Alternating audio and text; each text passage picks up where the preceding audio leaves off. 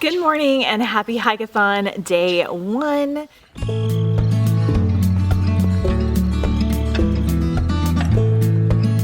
So I'm trying to film outside right now. I don't know if the birds are too loud. My neighbors are kind of loud, but I figured we could start off with this nature setting. If you are not familiar, HIKEATHON is my spring nature fitness survival themed readathon. We have so many fun things happening. I will link the announcement video up in the cards as well as down below in the description. It will not be too late to join in when you're seeing this video because I'm going to be posting my reading vlogs every 2 to 3 days. So feel free to hop in at any time. We do have Instagram challenges that we're doing every day. We have reading badges and activity badges that we'll be talking about later, but you can do it as casually or as hard as you want to. I don't know if you can hear that mockingbird, but he is like making himself known. All right, it is Monday, May 13th. Mondays are one of the only days that I don't work from home, so I'm getting ready to leave for work, but I thought I'd come in here and talk to you guys because I am able to listen to audiobooks while I work. I always like to start something short so that I feel accomplished when I finish a book. Both of these are 8-hour audiobooks. I listen to all my books at double speed, so I should be able to get through one of these today, but I'm not sure which one. So I'm torn between The Lovely and the Lost and Disaster Days, and I'm gonna go and listen to the audio for each of these, like just for a couple minutes, and see which one I like the narrator for. This is YA, it's set in the mountains, it has to do with search and rescue dogs. It sounds amazing. It's by Jennifer Lynn Barnes. This is Middle Grade by Rebecca Bayron. It's a survival type situation. I think there's like wildfires, I'm not entirely sure. But I'm excited for them both, and I'll get to both of them this week. I will let you know when I get home what I decided on. Hopefully I will have one finished or close to finished, and then we'll talk about some other things, physical reads and all that stuff later.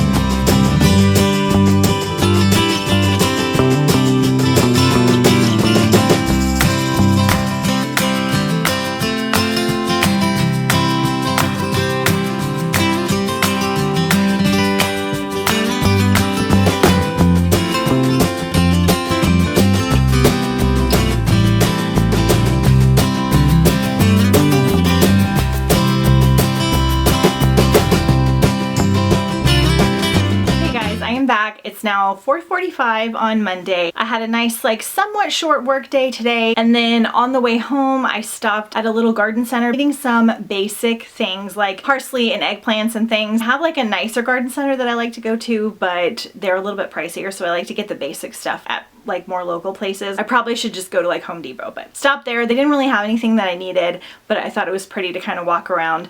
The way that they have their garden center set up, they have like little moments where you could kind of create that in your own yard. Ugh, I would love to do something like that. Then I took Ledge for a 1.5 mile hike. My goal is to do 2 to 3 miles per day, but since Mondays are the days that I work the longest and I don't work from home, and I also have a 45-minute drive, I go a little bit easier on myself. So these are my stats today for the hike. I'm going to try to share that as well. So we did a nice little hike, 1.3 miles, took about 30-35 minutes. I have a lofty goal of trying to do a different trail every day. I think last year I missed like 3 or 4 days of hiking, but we're gonna try to not do that this year and try to do different ones. Make the reading vlogs a little bit more entertaining and hopefully motivating, plus I can check out some new trails. I've got a couple new trails we're gonna go see. So we got a nice little walk in. I'm very tired because yesterday I stayed up until 1 a.m.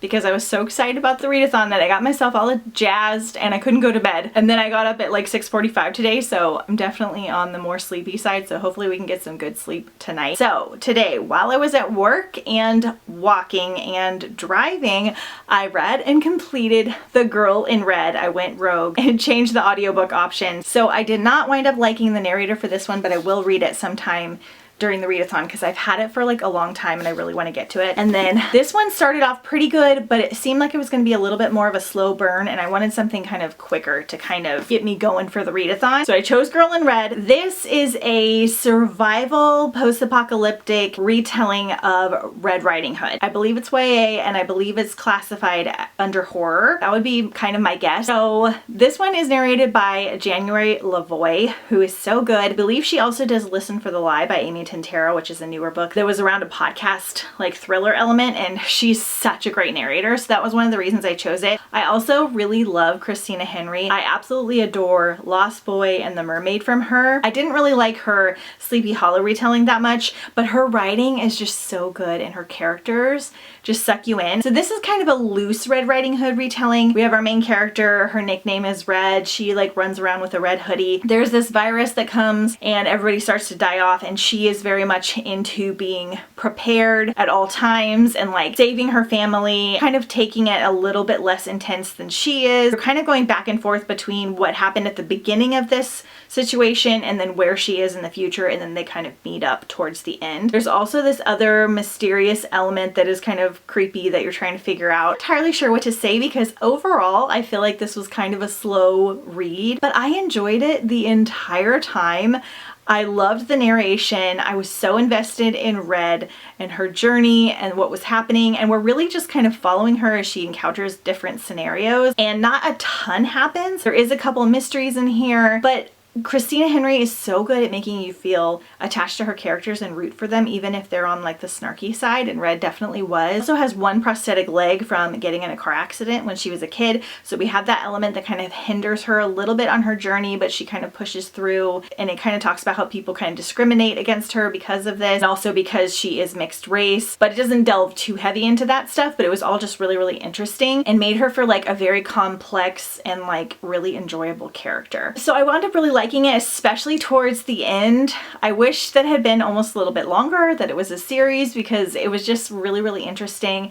And overall it was done really, really well. So it was a 4-star for me, maybe like a 4.5. I'm so glad I finally read it, and I'm so mad that I unhauled this because my friend sent me her copy because she knew I love Christina Henry, and then I unhauled it thinking that I would just get the hardback version, and that doesn't exist. This only exists in paperback. So I'm gonna go on tonight on like Pango or Book Outlet and see if I can find a paperback version, because I can recommend this one for Retold-a-thon, Hike-a-thon, and Not So Scary-a-thon. It does have some slight horror gruesome elements, like just a tiny bit, kind of similar to Lost Boy. She has an axe that she uses to defend herself. Keep that in mind. And there's also like a creepy thing happening with the virus. I personally don't think it's scary, and I don't think it's too much. So if you're kind of a wuss, I think you'll do okay with it. If you love like a nature setting and a character on a journey and that survival element, all of the atmospheric stuff was great. Even how she described like finding food she hadn't tried in a while and how good it was. So the atmosphere and the characters made this an excellent read. So great one, and this was a perfect hike-a-thon read because she's like surviving and walking and hiking throughout the whole thing.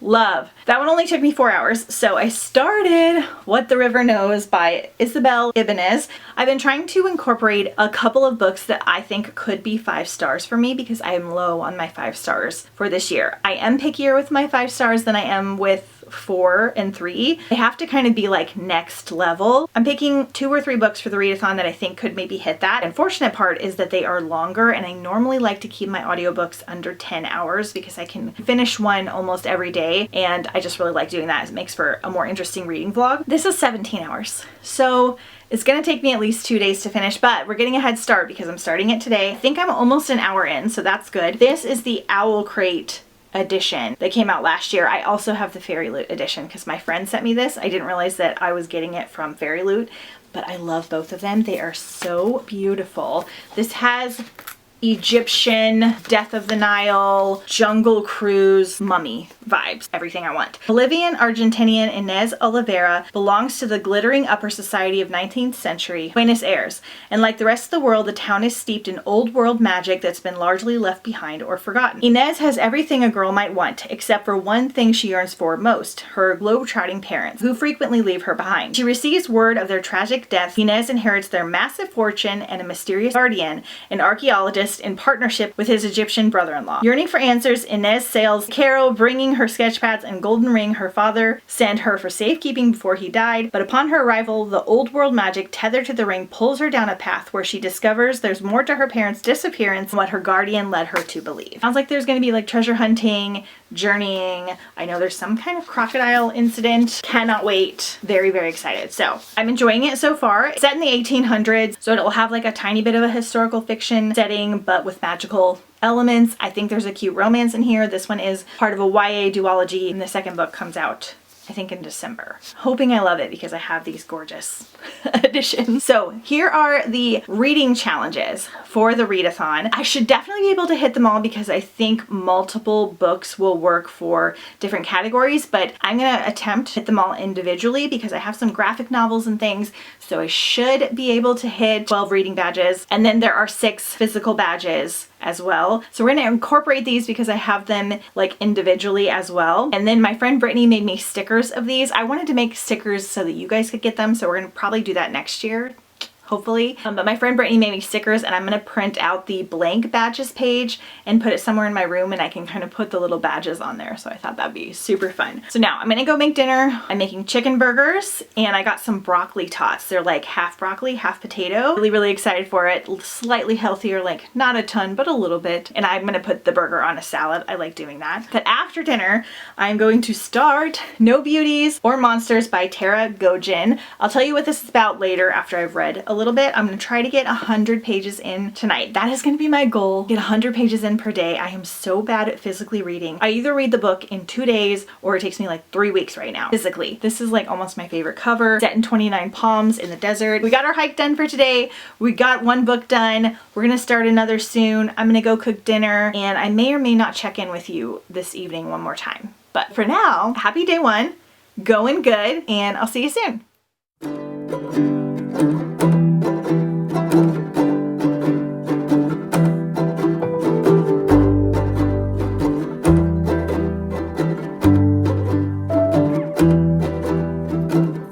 Good morning, happy HIKEATHON day 2.